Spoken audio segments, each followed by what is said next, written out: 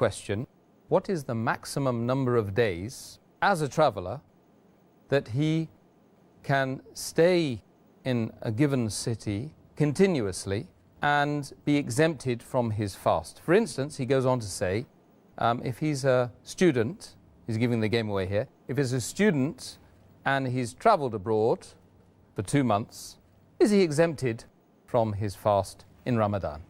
Most of the scholars, what they say, that what is the ruling for Salah? When a person travels, as Hadith I quoted earlier, that a beloved Prophet ﷺ said, mentioned in Sunan ibn Majah, Hadith number 1667, that a beloved Prophet says that Allah subhanahu wa ta'ala has exempted a person from fasting and half of these prayers when he's traveling, and exempted a woman from fasting when she's pregnant, etc. So the ruling what is there for Salah as a traveler, it is the same as for a person who's fasting.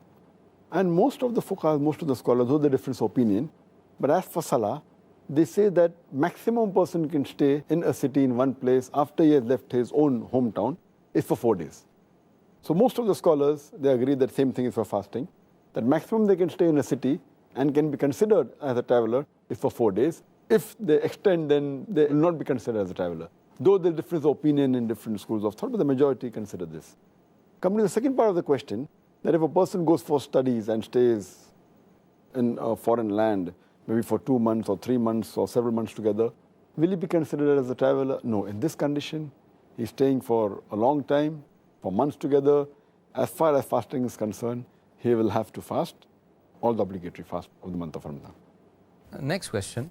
If a fasting person, he's been fasting the whole day, decides to travel in the afternoon, he starts his travel in the afternoon, is it compulsory on him to break his fast, or is it optional?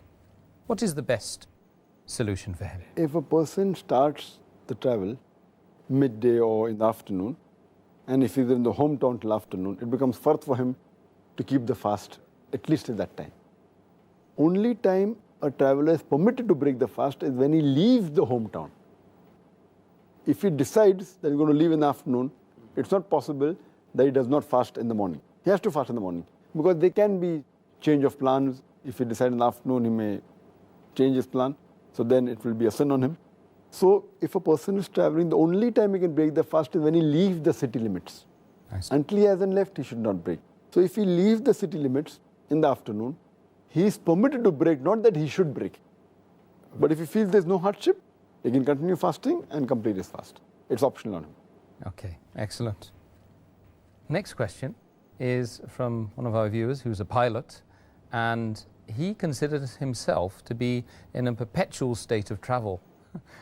Every day he's traveling on the plane, long distances. And he's asking, is he exempted, therefore, from all fasts? If a person's profession is such that he's a pilot, or if he's a sailor and he has to travel, and if he leaves his hometown and if he's gone away, so but naturally he's considered as a traveler. He's exempted from fasting, but he has to make up his fast before the next of Ramadan. So if he travels a lot, then he'll have to fast in the holidays, whatever holidays he gets, and when he's stationed in hometown. So if he does not want to fast, he's exempted because he's considered as a traveler, but he'll have to make up the fast as soon as possible before the next Ramadan. Unless he's traveling on a very long flight, maybe from India to New York, which is more than 12 hours. But if the flight is a short flight, I don't think so there'll be problem.